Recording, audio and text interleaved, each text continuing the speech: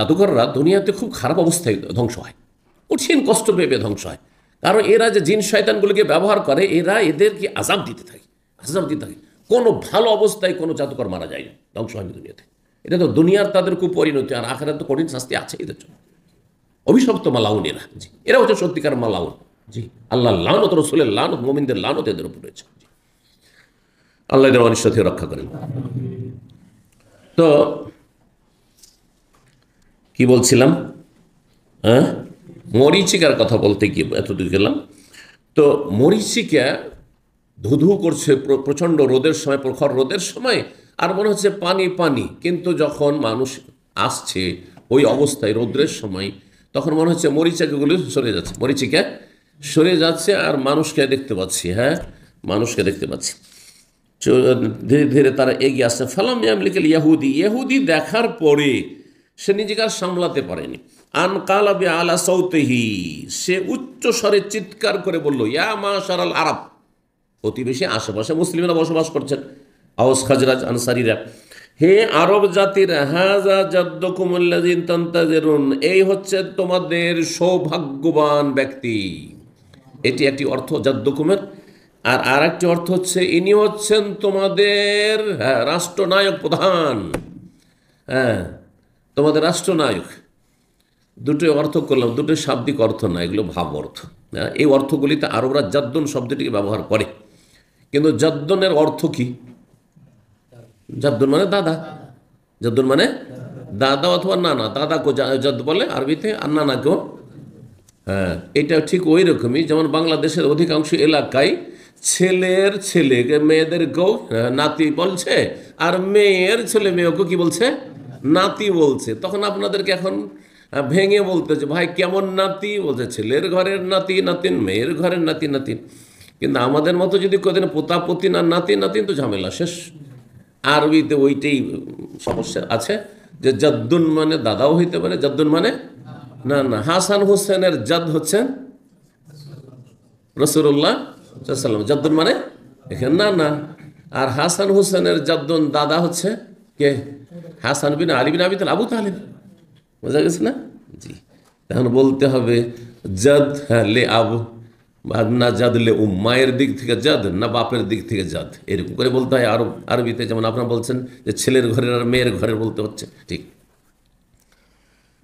কোরআনে কারিমে জাদ শব্দটি এসছে সূরা জিনে, ওয়ান্নাহু তাআলা জাদ্দু রাব্বিনা, কার মুখস্থ আছে সূরা জিন? হ্যাঁ, ওয়ান্নাহু তাআলা, সেই আল্লাহ হচ্ছেন সুউচ্চ সুমহান। তো তাআলা, এখানে আল্লাহর কথা বলা, তাআলা জাদ্দু রাব্বিনা, এখানে জাদ্দুন মানে মর্যাদা।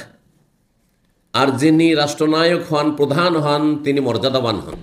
যিনি ভাগ্যবান হন, হ্যাঁ, তিনি মর্যাদাবান হন। তাইলে সবগুলি অর্থ এক অপরের সাথে কিন্তু জড়িত, হ্যাঁ, মিল আছে এই অর্থগুলিতে। তো হাযা জাদ্দুকুম, এই তোমাদের সৌভাগ্যবান ব্যক্তি আসছেন, আল্লাযী তানতাযিরু, যার তোমরা প্রতীক্ষায় ছিলে, অপেক্ষায় ছিলে। ফাসারাল মুসলিমুনা ইলা সিলাহি, তখন মুসলিমরা নিজ নিজ অস্ত্রের দিকে ঝাঁপিয়ে পড়েছে, কারণ তারা খালি হাতে কোথাও বেরোতো না। আরব দেশে নিরাপত্তার অভাব, গোত্রীয় শাসন, যে কোনো জায়গায় বেরোলে হাতে একটা অস্ত্র নিয়ে বেরোতে হবে। জি। তো বলছেন সবাই লাফিয়ে পড়েছে কিসের জন্য? হ্যাঁ, অস্ত্র হাতে নেওয়ার জন্য। ফাতালাক্কাউ রাসূলুল্লাহ, রাসূলুল্লাহর সাথে তারা গিয়ে সাক্ষাৎ করলেন বেজাহারিল হাররাতে, সেই পাথর, কুচি পাথর বিশিষ্ট এলাকায়, হাররা নামক এলাকায়। ফাআদালা বিহিম, হাররা গারবিয়া, পশ্চিম দিকে, তার মানে বাবু সালামের দিক থেকে যে দিকটা চলে গেল, সেই দিক থেকে রাসূলুল্লাহ সাল্লাল্লাহু আলাইহি ওয়াসাল্লাম তাহলে আসছিলেন। তো দূরে এখনো আছেন, কারণ এখনও কোবা পৌঁছেননি, কোবারও বাইরে আছেন তিনি। জি। তো এত দূরে রাসূলুল্লাহ সাল্লাল্লাহু আলাইহি ওয়াসাল্লাম আছেন, তারপরে কোবা পৌঁছবেন। আমরা এখন কোবার দিকে পৌঁছব, যেন কোবা পৌঁছলেন। ফাআদালা বিহিম যাত আলিমিন, তারপরে তাদেরকে নিয়ে সাহাবায়ে কেরামগণ ডান দিকে চলে গেলেন, হাত্তা নাজালা ফি বানি আমর ইবনে আওফ, আর তাদেরকে নিয়ে গিয়ে অবতরণ করলেন কোথায়? আমর ইবনে আওফ গোত্রের এলাকায়। আমর ইবনে আওফ গোত্র কোথায় বসবাস করতো? এই মসজিদে কোবা যেখানে এখন, এই মহল্লাতে, এই এলাকায় বসবাস করত। এইটা ছিল আমর ইবনে আওফের এলাকা। জি, মসজিদে কোবা। দিনটি ছিল যালিকা ইয়াউমুল ইসনাইন, এটি ছিল সোমবারের দিন, যেদিন মদিনায় নবী সাল্লাল্লাহু আলাইহি ওয়াসাল্লাম মুবারক কদম রাখলেন, পদার্পণ করলেন, সেদিন ছিল সোমবার। মিন শাহরি রবিউল আউয়াল, মাসের সোমবারের দিন।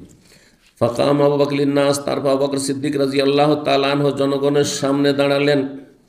ওয়া জালাসা রাসূলুল্লাহ সাল্লাল্লাহু আলাইহি ওয়াসাল্লাম বসে থাকলেন সামেতা, নীরব হয়ে। রাসূলুল্লাহ বিশ্রামের জন্য বসে থাকলেন, আর আবু বকর সিদ্দিক দাঁড়িয়ে। সব কথা তো বলতে চাইবে সবাই, তো একজনকে তো কথা বলতে হবে। তো আবু বকর ভাবলেন যে নবী সাল্লাল্লাহু আলাইহি ওয়াসাল্লাম ক্লান্ত হয়ে এসেছেন সফরে, দীর্ঘ সফর করে, তো তিনি একটু আরাম বিশ্রাম করুক, আর আমি কথা বলি, মানুষ কি জিজ্ঞাসা করছে কথোপকথন করি। ফাতাফিকা মান জামিল আনসার, আনসারীদের ওই সব লোকেরা, মিম্মাল্লাম ইয়ারা রাসূলুল্লাহ, যারা এখন পর্যন্ত রাসূলুল্লাহ সাল্লাল্লাহু আলাইহি ওয়াসাল্লাম স্বচক্ষে দেখেনি, তারা ভাবছে যে যিনি কথা বলছেন তিনি মনে হয় নবী।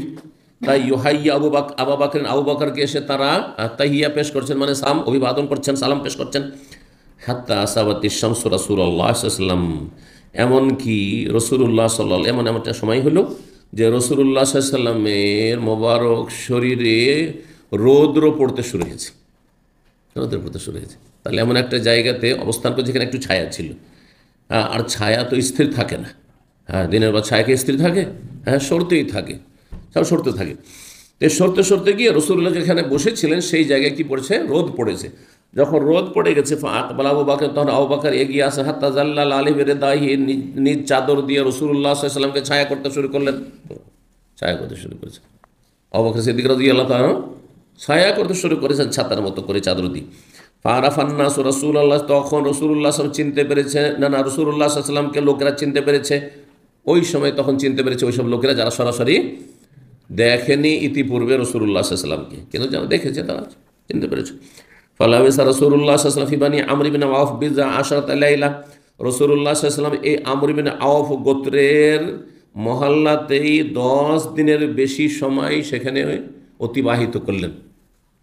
সেখানে 10 দিনের বেশি সময়, বিজা বলা হয় 3 থেকে নিয়ে 19 পর্যন্ত, 14-15 দিন, প্রায় 2 সপ্তাহের মতো কাছাকাছি। তো সোমবার ছিল, তাই না? সোমবার ছিল, তো সোমবার থেকে সোমবার কি হয়? 8 দিন হয়।